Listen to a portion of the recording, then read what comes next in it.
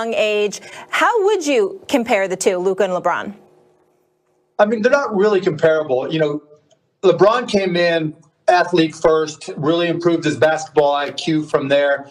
Luka is basketball IQ, strength, angles. He doesn't really try to out-athlete you. They're completely different.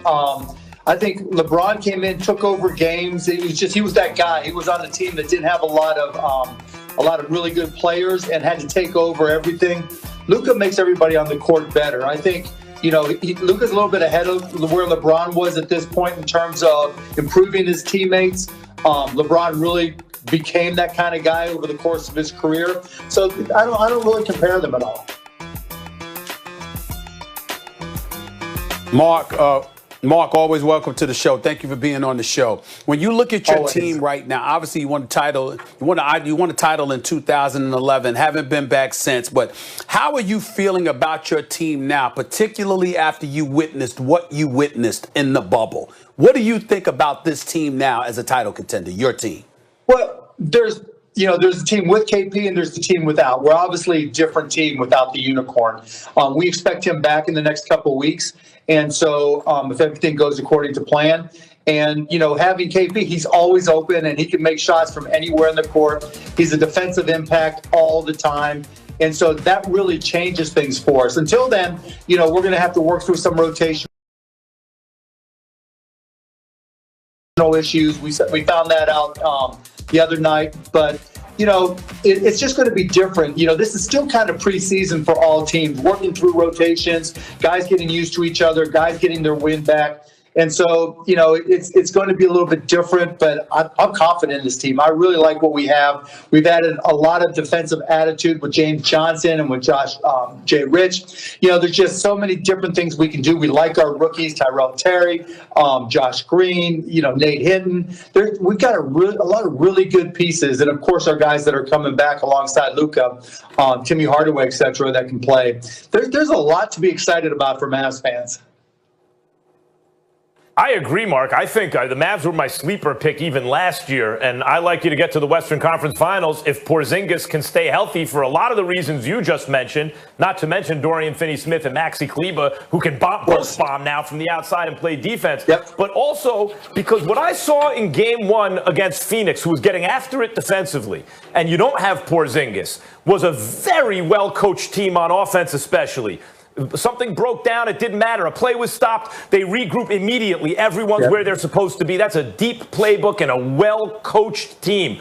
What are your expectations for Rick Carlisle and your squad? What is a successful season? What's an unsuccessful season?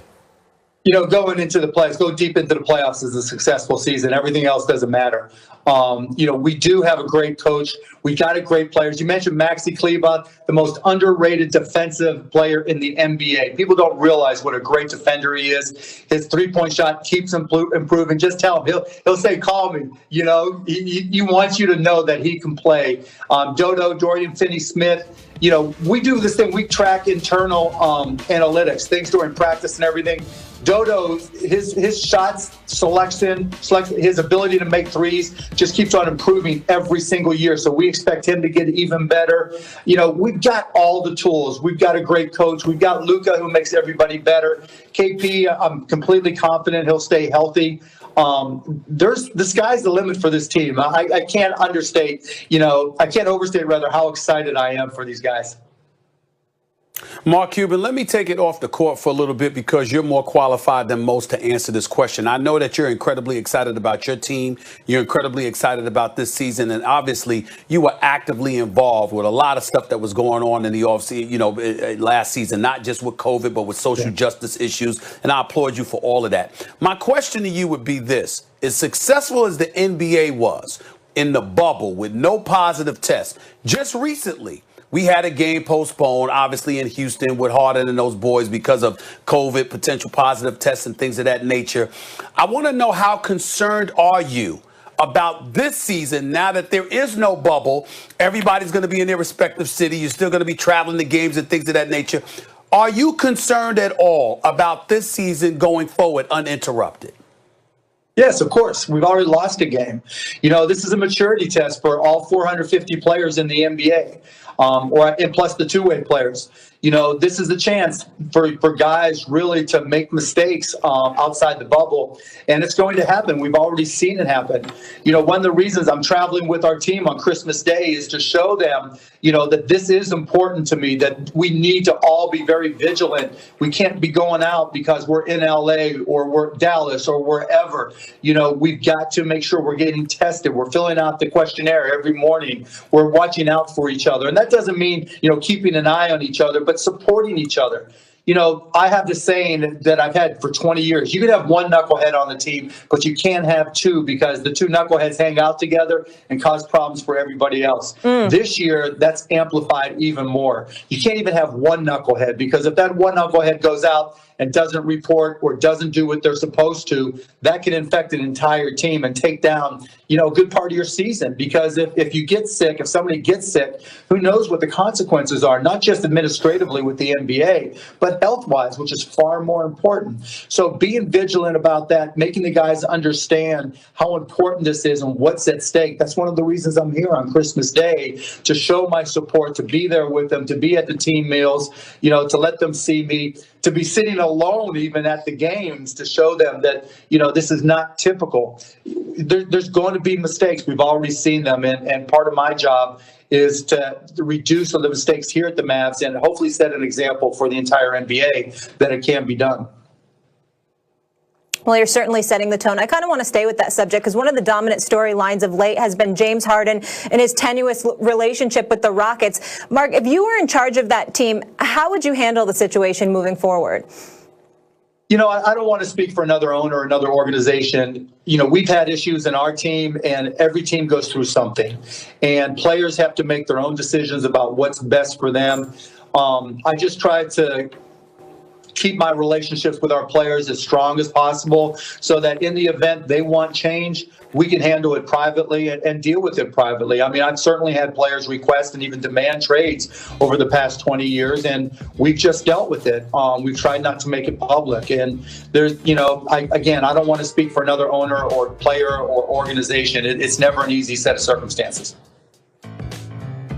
Mark, don't you feel that you owe the people of New York an apology? After all, they knew it was an incredibly bad idea to trade Kristaps Porzingis, and you took advantage of a completely inept franchise. How dare you? Don't you owe the people of New York an apology, the many Knicks fans who you robbed of Kristaps Porzingis? Merry Christmas, Max. It's a for beautiful Dallas day. Fans. It's a beautiful day for basketball. We're going to have all these games. Tune in on ESPN. I mean, what's better on Christmas Day? Open your presents and spend a whole day watching basketball. That's my thank you to New York, Dallas, LA, Miami, Chicago, all NBA cities. Mark, as crazy as this question may sound, I'm going to ask it. As crazy as this question may sound, Mark, I'm going to ask it anyway, because I know that obviously with the Greek Freak electing to stay in Milwaukee, you got a guy that committed to staying to a smaller market. We see how, the league pays attention, all that stuff. The league definitely endorses such a thing. But it just seems to be something extra special when you got a Los Angeles Lakers squad as an NBA champion right now. It seems to be a great, great thing for the NBA. Could you talk about where you think the NBA is now, because a team like the Lakers are in the eye of the storm and everybody's shooting for them because they stand as the champions today? This is your opponent. That means nothing, Stephen, nothing. Nothing. When we were the champ, when he were the champs, it doesn't matter who the champ is. They're always going to be gunned for it. This whole concept of the big cities on the coast have to be good for everybody to get excited about the NBA. Not in this world anymore. That, you and I are getting old, Steve, and that was 20 years ago. Right now with social media and we care about Luka, and that's what's happening more. The players are becoming more of more key to awareness and interest from younger kids, Gen Z, than even the teams are. So we've got to pay special attention to more about, how strong is LeBron's social media game, which is very strong. How strong is Luka's social media game, which is even stronger than LeBron's. Okay, I said it. How strong is Giannis's social media game? These are the things that matter these days in terms of interest. In those days of building the coast up, and you got to have interest from the coast, because we're not a TV-centric awareness society anymore, particularly for younger kids. It's just different. All right, we got a little comparison out of you. Before we let you go, Mark, I got to ask you this. The NBA sent out a memo warning teams about administering the vaccine early and obtaining it. What was your reaction to that? I mean, like before, like with the bubble, we don't want to take tests away from people. We don't want to take vaccines away from anybody either.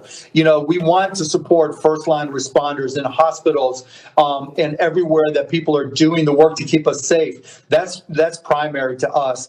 And, I was looking at data that said that by a month from now, less than a month from now, more than a fourth of the country will be vaccinated. There'll be more than 75 million people vaccinated. And so there'll come a time, I think, in the not too distant future where it'll be our turn. But, we'll be patient and wait. We want those doctors and nurses and frontline responders to get what they've earned, and that's the vaccine. Of course. Yep. Adam Silver was with us this week echoing that the NBA will not jump the line. Mark, have a wonderful Christmas. Good luck tonight. Enjoy the game, and I hope to see you in the future soon in person. Absolutely. Merry Christmas, everybody, and let's go Mavs. Merry Christmas. Merry Christmas. All right. It's the season of giving, y'all, and Santa Smith